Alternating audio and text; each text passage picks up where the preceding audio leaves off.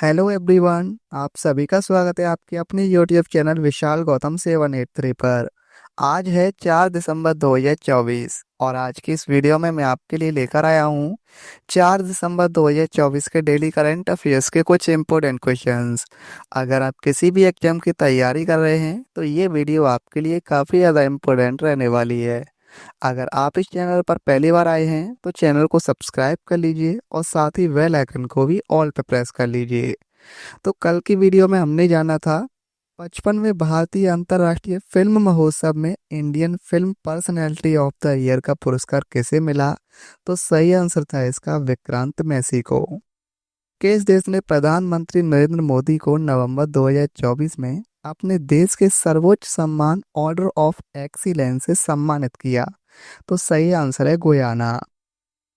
किस राज्य के हस्तशिल्प घरचोला को भौगोलिक संकेत टैग मिला है? गुजरात।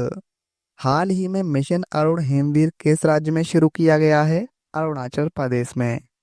केंद्र सरकार ने प्रधानमंत्री भारतीय जन औषधि परियोजना पीएमबीजेपी के अंतर्गत मार्च 2027 तक देश भर में कितने जन औषधि केंद्र खोलने का लक्ष्य रखा है? सही आंसर है 25,000। अमेरिका के नवनिर्वाचित राष्ट्रपति डोनाल्ड ट्रंप ने फेडरल ब्यूरो ऑफ इन्वेस्टिगेशन का प्रमुख किसे नामित किया है? काश पटेल को। भारत के किस राज्य का 1 दिसंबर को 62वां राज्य दिवस मनाया गया है? नागालैंड। विश्व बैंक की सहायता से भारत के किस राज्य में आर्टिफिशियल इंटेलिजेंस केंद्र स्थापित किया जाएगा? हरियाणा। भारत के किस राज्य में बस संगवारी ऐप लॉन्च किया गया है? छत्तीसगढ़ राज्य में। किस देश ने 16 वर्ष से कम उम्र के लोगों के लिए सोशल मीडिया के उपयोग पर प्रतिबंध लगा दिया है? ऑस्ट्रेलिया देश ने। 55वें भारतीय अंतर्राष्ट्रीय फिल्म महोत्सव में सर्वश्रेष्ठ फिल्म का गोल्डन पीकॉक पुरस्कार किस फिल्म को मिला है? टॉक्सिक को। एकलव्य डिजिटल प्लेटफॉर्म का शुभारंभ किसने किया है? उपेंद्र द्विवेदी ने। अब आते हैं हम आज के अपने प्रश्नों की ओर। पहला क्वेश्चन है आज का कि हाल ही में राष्ट्रीय प्रदूषण नियंत्रण दिवस 2024 कब मनाया गया है? तो सही आंसर है इसका ऑप्शन सी, 2 दिसंबर को। तो 2 दिसंबर को राष्ट्रीय प्रदूषण नियंत्रण दिवस मनाया गया है। राष्ट्रीय प्रदूषण नियंत्रण दिवस 1984 के भोपाल गैस त्रासदी में मारे गए लोगों की स्मृति को सम्मानित करने के लिए 2 दिसंबर को प्रतिवर्ष मनाया जाता है। इस दिवस का उद्देश्य वायु, जल और मिट्टी को प्रभावित करने वाले प्रदूषण के गंभीर परिणामों के बारे में जागरूकता बढ़ाना है और साथ ही भोपाल जैसी औद्योगिक आपदाओं से बचने के लिए निवारक उपायों की आवश्यकता पर बल देना है। और राष्ट्रीय प्रदूषण दिवस का विषय है स्वच्छ वायु, हरित पृथ्वी, सतत जीवन की ओर एक कदम। नेक्स्ट क्वेश्चन है, दिसंबर 2024 में किस राज्य सरकार ने प्रयागराज के महाकुंभ क्षेत्र को एक अस्थायी जिला घोषित किया है? राइट आंसर इस क्वेश्चन का ऑप्शन डी, उत्तर प्रदेश। प्रयागराज के महाकुंभ मेला क्षेत्र को यूपी सरकार ने एक अस्थायी जिला घोषित किया है। प्रयागराज में महाकुंभ की तैयारियों और प्रशासन को सुचारू रूप से चलाने के लिए यह एक अस्थायी जिला बनाया गया है जो कि दूसरे स्थायी जिलों की तरह ही कार्य करेगा। इसमें डीएम, एसपी, मजिस्ट्रेट जैसे सभी पद सृजित किए गए हैं। इस नए जिले को 4 तहसील क्षेत्रों के 67 गांव को जोड़कर बनाया गया है और प्रत्येक 12 वर्ष में एक बार महाकुंभ का आयोजन किया जाता है। और इस बार यह प्रयागराज में 13 जनवरी से 26 फरवरी 2025 तक आयोजित किया जाएगा। उत्तर प्रदेश राज्य की अगर हम बात करें तो राजधानी है इसकी लखनऊ। मुख्यमंत्री हैं योगी आदित्यनाथ और राज्यपाल हैं आनंदीबेन पटेल। भारत और किस बैंक ने भारत में पौधा स्वास्थ्य प्रबंधन को बढ़ावा देने के लिए 98 मिलियन डॉलर के ऋण समझौते पर हस्ताक्षर किए हैं? राइट आंसर है ऑप्शन डी, एशियाई विकास बैंक। केंद्र सरकार और एशियाई विकास बैंक ने बागवानी फसल किसानों को रोग मुक्त रोपण सामग्री प्रदान करने के लिए एक ऋण समझौते पर हस्ताक्षर किए हैं। इससे फसलों की उपज और गुणवत्ता बढ़ेगी और फसल जलवायु परिवर्तन के प्रति अधिक लचीली बनेंगी। यह परियोजना सरकार के आत्मनिर्भर स्वच्छ पौधा कार्यक्रम का समर्थन करेगी जो पौधा स्वास्थ्य प्रबंधन को बढ़ावा देती है। एशियाई विकास बैंक की स्थापना 1966 में हुई थी और इसका मुख्यालय मनीला, फिलीपींस में है। किस केंद्रीय मंत्री द्वारा सीआईआई के एज ऑफ डूइंग बिजनेस और विनियामक मामलों के पोर्टल का शुभारंभ किया गया है? राइट आंसर इस क्वेश्चन का ऑप्शन बी, पीयूष गोयल। भारत के कारोबारी माहौल और सुधार के सुझाव पर जानकारी प्राप्त करने और निगरानी करने के लिए CII ease of doing business और विनियामक मामलों के पोर्टल का शुभारंभ किया गया है। इस पोर्टल का शुभारंभ नई दिल्ली में उद्योग एवं आंतरिक व्यापार संवर्धन विभाग, भारतीय उद्योग परिसंघ के एज ऑफ डूइंग बिजनेस पर हुए दूसरे राष्ट्रीय सम्मेलन में किया गया है। और यह पोर्टल सरकार और सीआईआई दोनों द्वारा व्यापार करने में सुगमता से जुड़ी प्रमुख पहलों की स्थिति और नई जानकारी उपलब्ध कराने का प्रयास करता है। भारतीय उद्योग परिसंघ की स्थापना 1895 में हुई थी। मुख्यालय इसका नई दिल्ली में है। अध्यक्ष हैं संजीव पुरी और महानिदेशक हैं चंद्रजीत बनर्जी। भारत और किस देश के बीच द्विपक्षीय संयुक्त सैन्य अभ्यास हार्मो शक्ति का आयोजन किया गया है? राइट आंसर है इस क्वेश्चन का ऑप्शन डी, मलेशिया। भारत और मलेशिया ने 2 दिसंबर 2024 को मलेशिया के पहांग जिले के बैंटिंग कैंप में द्विपक्षीय संयुक्त सैन्य अभ्यास हार्मो शक्ति शुरू किया है और इस वार्षिक द्विपक्षीय अभ्यास का 2024 संस्करण 12 से 15 दिसंबर 2024 तक आयोजित किया जाएगा। और संयुक्त युद्ध अभ्यास का उद्देश्य दोनों सशस्त्र बलों के बीच अधिक तालमेल और अंतर संचालन क्षमता को बढ़ाना है। मलेशिया की राजधानी कुआलालंपुर है। मुद्रा है वहाँ की मलेशियाई रिंगित और प्रधानमंत्री हैं अनवर इब्राहिम। भारत और किस देश के बीच पहला संयुक्त अभ्यास सिनबैक्स आयोजित हुआ है? राइट आंसर इस क्वेश्चन का ऑप्शन सी, कंबोडिया। तो भारत और कंबोडिया देश के बीच पहला संयुक्त अभ्यास सिनबैक्स आयोजित हुआ है। भारत कंबोडिया का पहला संयुक्त टेबल टॉप अभ्यास सिनबैक्स 1 दिसंबर 2024 को विदेशी प्रशिक्षण नोटपुरे, महाराष्ट्र में शुरू हुआ है।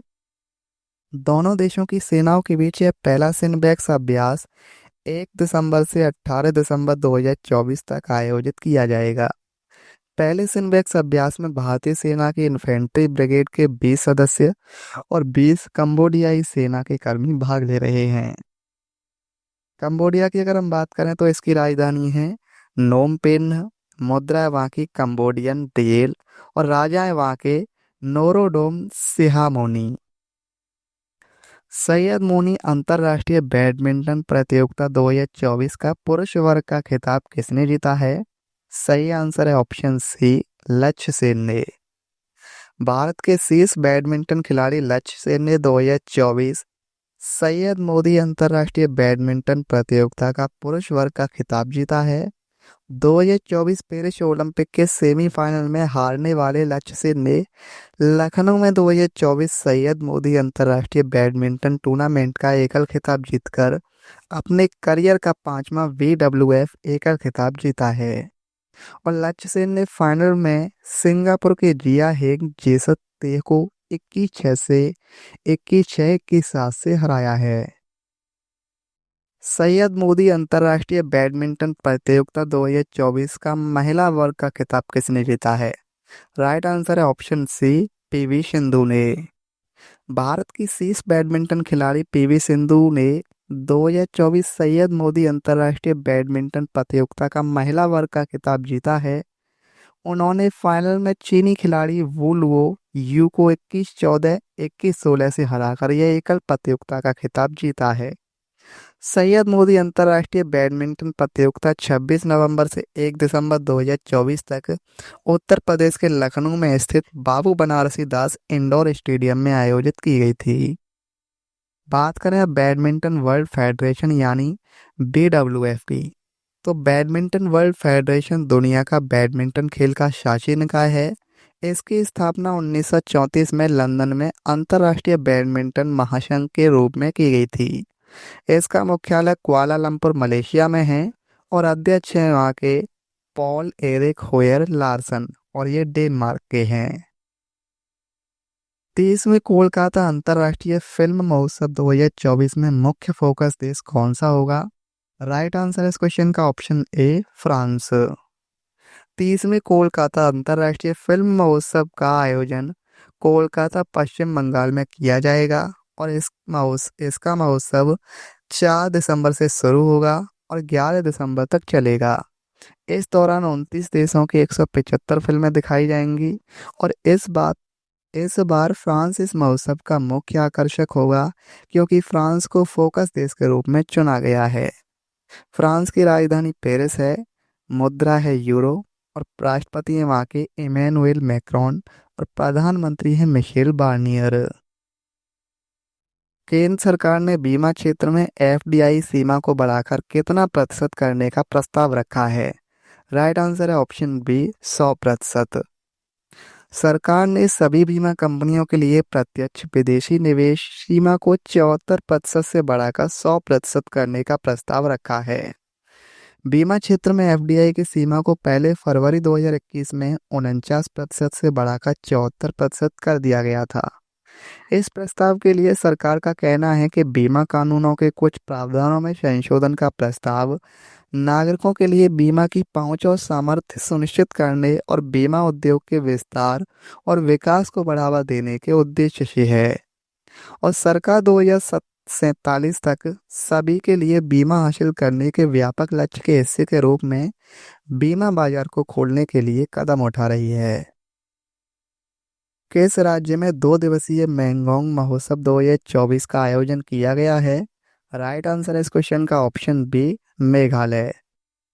मेघालय राज्य में 2 दिवसीय मैंगोंग महोत्सव का आयोजन किया गया है और इस महोत्सव का नाम मैंगोंग फूल के नाम पर रखा गया है।